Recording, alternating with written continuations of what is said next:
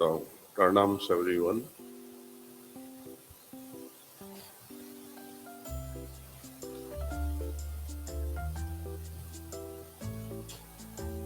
सभी अभ्यासियों में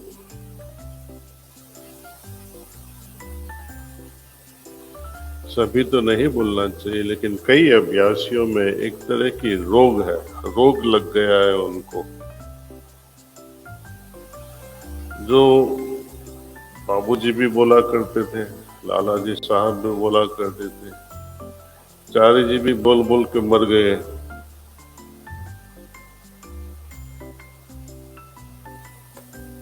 बहुत से लोग अभी बदलाव में है, लेकिन कई लोग वैसे के वैसे ही है।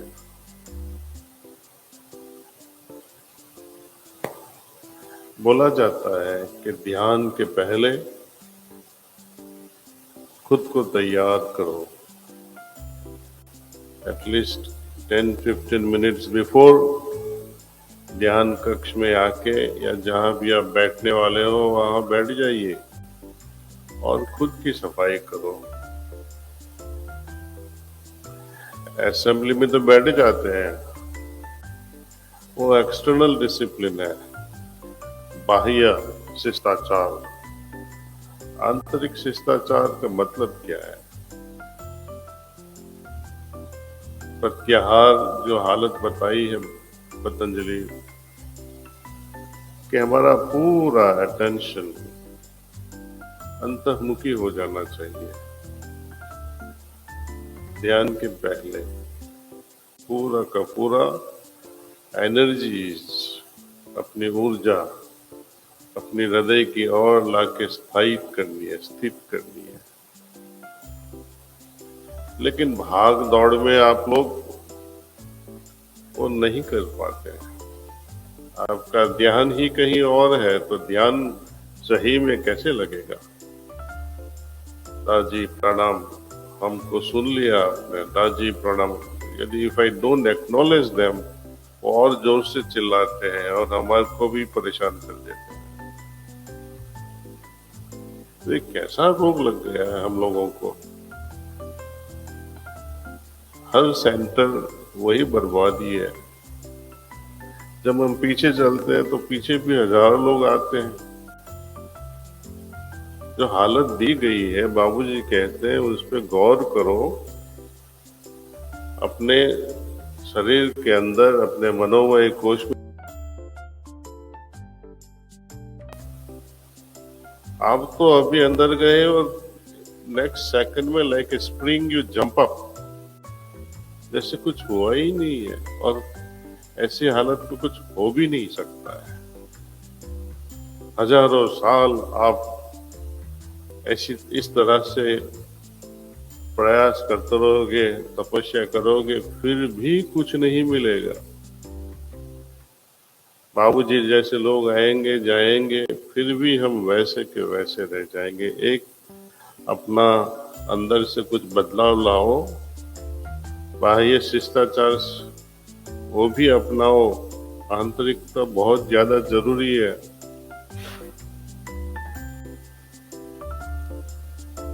ये मुझे आनंद नहीं है इस चीज को बोलने में। खामोश भी रहता हूँ, लेकिन कई बार निकल जाता है, बोलना पड़ता है।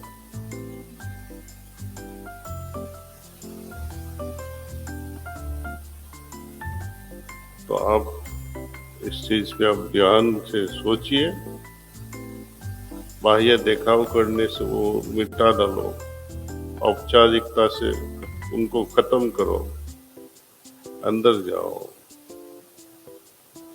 नहीं तो मैं तो गारंटी के साथ कह सकता हूँ, all masters will come and go,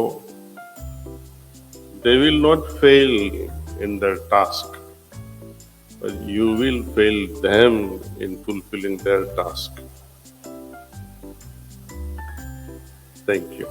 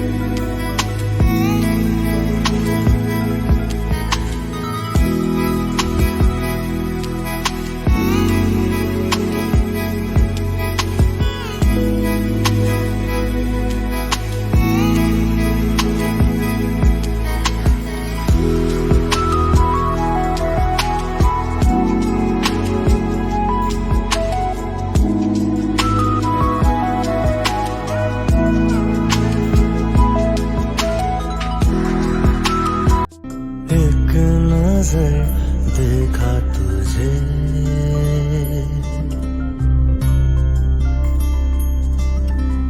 जान लिया मैंने मुझे। दोस्तों, श्री कृष्ण ने 5 जोड़ियां ऐसी बताई हैं जो मनुष्य के पास जोड़ी में ही होनी चाहिए। यदि आपके पास एक भाग है और दूसरा नहीं है तो अर्थहीन है वो चीज़ जो आपके पास है। दोस्तों, श्री कृष्ण के द्वारा कही गई ये बहुत सुंदर बात है जो सिर्फ श्री कृष्ण के भक्तों के लिए नहीं बल्कि संसार के हर एक व्यक्ति के लिए श्री कृष्ण ने कही है। ध्यान से सुनिए कौन सी हैं वो 5 जोड़ियां जो श्री कृष्ण कहते हैं कि मनुष्य के पास जोड़ी में ही होनी चाहिए। सबसे पहली, धन तभी सार्थक है यदि धर्म भी साथ हो। श्री कृष्ण कहते हैं कि धन तभी सार्थक है यदि धर्म भी साथ हो। विशिष्टता तभी सार्थक है यदि शिष्टता भी साथ हो। संपत्ति तभी सार्थक है यदि मनुष्य स्वस्थ हो।